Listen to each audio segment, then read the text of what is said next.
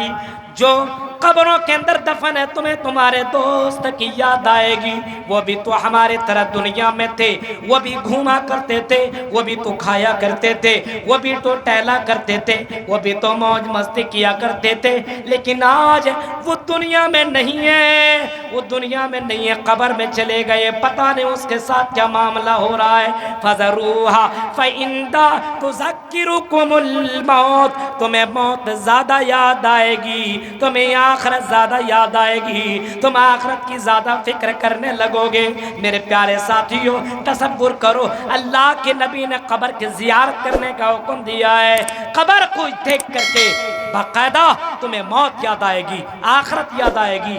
امیروں, بازاروں کا چکر لگانے والوں, نوجوانوں, شراب کی دکانوں کا چکر لگانے والوں, جوا کے اڈوں میں جانے والوں, اور 6 گھنٹہ تک کرکٹ میچ دیکھنے والوں, کبھی کبھی قبرستان کی زیارت کر لیا کرو. تمہیں موت یاد آئے گی اور تمہیں اپنی آخرت یاد آئے گی کہ ہم کس جگہ پہ کھڑے ہیں, پتہ نہیں میرا کیا حشر ہونے والا ہے. میرے پیارے ساتھیوں, آخرت کی فکر کرنی ہے تو ہم آخرت کی فکر اس انداز میں کریں کہ ہم کبھی کبھی قبرستان کی زیارت کریں. آخرت کی فکر کرنی ہو تو ایک کام اور کیجئے. ہم آخرت کی اگر فکر کرنی ہو تو آئے لڑکیوں سنو اور آئے نوجوانوں سنو, اپنے اسلاف کی کہاں, اپنے اسلاف کی کردار کو تم پڑھو. فاطمہ کی سیرت پڑھو میری بہنوں, حضرت خدیجہ کی سیرت پڑھو, حضرت مریم علیہ السلام کی سیرت پڑھو, دیگر صحابیات کی سیرت پڑھو. آئے نوجوانوں, تم اپنے صحابہ جو نبی اکرم کے صحابہ, ان کی سیرت پڑھنے کی کوشش کرو. انہوں نے کیسی زندگی گزاری, حضرت عمیر کی سیرت کو پڑھنے کی کوشش کرو, حضرت خبیب کی سیرت کی پڑھنے کی کوشش کرو, حضرت بلال کی سیرت پڑھو, اور بہت سے صحابہ ہیں ان کی سیرت کو تم کو پڑھنا ہوگا. جب ان کی سیرت کو پڑھو گے تو تمہیں آخرت کی زیادہ فکر ہوگی.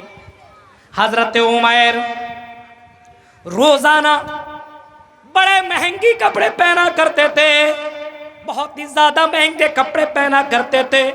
حضرت عمیر بہت ہی عمدہ لباس پہنا کرتے تھے, اتنا خوبصورت, اتنا بہترین عطر لگایا کرتے تھے. مکہ میں اس کے جیسا کوئی کپڑا پہننے والا نہ تھا, مکہ میں اس کے جیسا کوئی عطر لگانے والا نہ تھا, اتنا بہترین لباس پہننے والا. میرے بھائیوں, جب اسلام لاتا ہے اشہد ان لا الہ الا اللہ و اشہد ان محمد رسول اللہ کا کلمہ پڑھتا ہے, جب نبی کا کلمہ پڑھتا ہے, جب اللہ کا اقرار کر لیتا ہے اور محمد الرسول اللہ کو رسول مان لیتا ہے, اس کو معلوم ہو جاتا ہے یہ دنیا چند سالہ کی زندگی ہے, اصل زندگی آنے والی زندگی ہے, اصل زندگی مرنے کے بعد کی زندگی ہے. یہ تو امتحان گاہ ہے, یہ تو آزمائش ہے, یہاں جیسا کرو گے مرنے کے بعد اسی کے مطابق زندگی ملے گی. جب اس کو معلوم ہو جاتا ہے تو میرے بھائیوں وہ عام سی زندگی گزارنے لگتا ہے, اور جب وہ شہید ہوتا ہے تو میرے بھائیوں ان کا لباس اتنا چھوٹا تھا, ان کی چادر اتنی چھوٹی تھی کہ سر ڈھاکا جاتا تھا تو پیر ان کا کھل جایا کرتا تھا, جب پیر ڈھاکا جاتا تھا تو سر ان کا کھل جایا کرتا تھا. میرے بھائیوں ذرا تصور کرو, اسلام لانے کے بعد انہوں نے دنیا کو ترجیح نہ دے, انہوں نے آخرت کی تیاری کرنا شروع کر دی. اے نوجوانوں اور اے دیوی نگر اور اے مسلمانوں اور یوٹیوب چینل کے ذریعے سے سننے والوں, اس دنیا کی کوئی گارنٹی نہیں ہے کب یہ دنیا ختم ہو جائے گی, کب ہم اور آپ مر جائیں گے. اس وجہ سے آخرت کی فکر کرنے کی کوشش کرو اور آخرت کی تیاری کرنے کی کوشش کرو.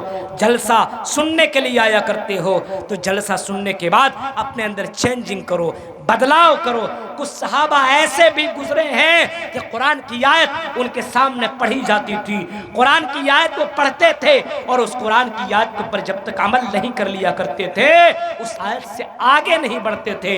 ایسے بھی صحابہ گزرے ہیں. میرے بھائیوں تصور کیجئے آج ہمارا اور آپ کا حال, پوری رات تقریر سننے کے باوجود ہم نماز کل بھی نہیں پڑھ رہے تھے اور نماز کل بھی نہیں پڑھیں گے, شراب کل پی رہے تھے اور شراب کل پئیں گے, غلط غلط کام کل کر رہے تھے، تقریر سننے کے بعد بھی غلط کام کر رہے ہیں۔ ہمارا دل کتنا مردہ ہو چکا ہے۔